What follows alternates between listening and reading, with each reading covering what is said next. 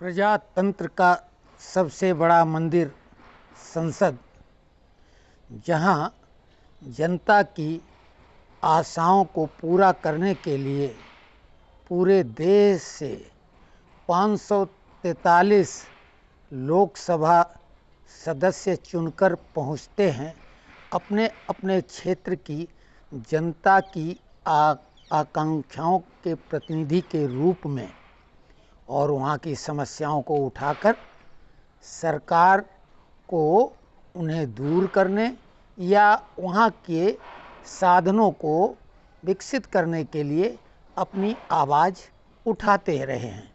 उसी प्रकार से राज्यसभा में भी 250 सदस्य, जिनमें 238 का निर्वाचन होता है और 12 मनोनीत किए जाते हैं, वो भी अपना प्रतिनिधित्व जहाँ का होता है या जिस दल का होता है उसकी नीतियों के अनुरूप अपनी आवाज़ बुलंद करते हैं।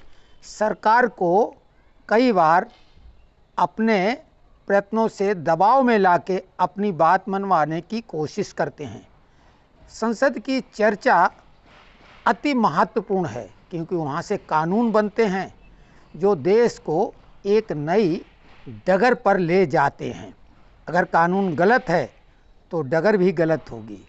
लेकिन पिछले लंबे समय से, विशेषकर 2014 के बाद, विपक्षी नेताओं ने अपना एकमात्र उद्देश्य ये कर रखा है कि हंगामा खड़ा करना ही मकसद है मेरा, और मेरी कोशिश ये है कि संसद की कार्यवाही ही न चले। तो जब संसद की कार्यवाही चलेगी ही नहीं तो अपने क्षेत्र की समस्याओं को वो कैसे सदन में रख पाएंगे और सरकार उन पर कैसे ध्यान दे पाएगी। खैर, अब ये उनकी सोच है। जनता लाइव ये सब कुछ देखती है और अपने प्रतिनिधियों की इन हरकतों पर यही सोचती होगी कि हमने कैसे रोड छाप लोगों को सदन में भेज दिया है। आपको 2014 के विपक्ष के नेता, लोकसभा की विपक्ष की नेता की स्पीच सुनिए, आप कहेंगे कि क्या बात है। बरबस आपके मुख से सिर्फ वाह वाह वाह की ही आवाज़ निकलेगी। तो सुनिए 2014 के विपक्ष की नेता की ये ऐतिहासिक स्पीच। मैं बहुत प्यार से कह रही हूँ, मेरे भाई कमलनाथ अपनी शरारत से इस सदन को उलझा देते थे और आदरणीय शिंदे जी अपनी शराफत से उसे सुलझा देते थे।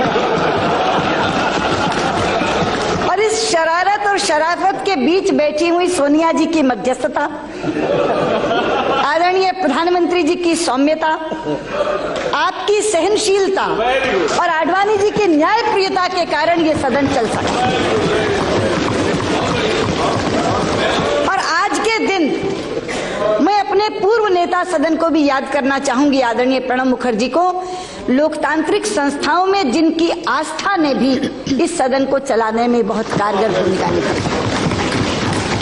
ये इसलिए हुआ क्योंकि भारतीय लोकतंत्र के मूल में एक भाव है, और वो भाव क्या है? वो भाव ये है कि हम एक दूसरे के विरोधी हैं मगर शत्रु नहीं। और हम विरोध करते हैं विचारधारा के आधार पर, हम विरोध करते हैं नीतियों के आधार पर, हम विरोध करते हैं कार्यक्रमों के आधार पर। अलग अलग है, इख्तिलाफी विचारधारा है, अलग अलग नीतियां बनाती है सरकार, अलग अलग कार्यक्रम बनाती है, उस पर हम आलोचना करते हैं। वो आलोचना प्रखर भी होती है, लेकिन प्रखर से प्रखर आलोचना भी भारतीय लोकतंत्र में एक दूसरे के व्यक्तिगत संबंधों में आड़े नहीं आती। भाजपा संसदीय दल के अध्यक्ष के रूप में आडवाणी जी से मैं मार्गदर्शन लेने जाती थी। वो हमेशा मुझे एक ही निर्देश देते थे, सदन की गरिमा के अनुरूप ही आचरण करना है। दलगत राजनीति से ऊपर उठकर हमेशा उन्होंने मुझे सुझाव दिया, और मैं आज इस सच्चाई को स्वीकार करना चाहूंगी कि नेता प्रतिपक्ष के रूप में जो भूमिका मैं निभा सकी वो आदरणीय आडवाणी जी के आशीर्वाद के कारण निभा पाई। अध्यक्ष जी, अब हम चुनाव में जा रहे हैं। चुनाव में जाते समय चाहिए तो यह था कि मैं विजयी भाव का आशीर्वाद देती सबको, लेकिन वैसा करूंगी तो असत्य होगा।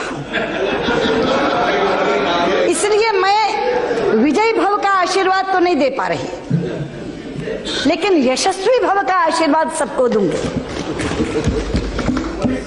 मैं चाहूंगी कि यशस्विता से हम सब चुनाव लड़ें,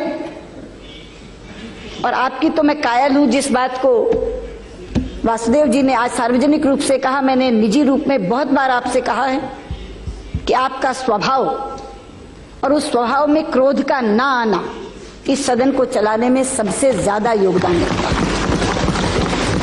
इसलिए मैं कहना चाहूंगी कि हम सब यशस्विता से चुनाव लड़ें, जनता जिसे जिताकर भेजे, क्योंकि लोकतंत्र में जनता की अदालत सबसे बड़ी अदालत होती है। विजय और पराजय का फैसला वही करती है।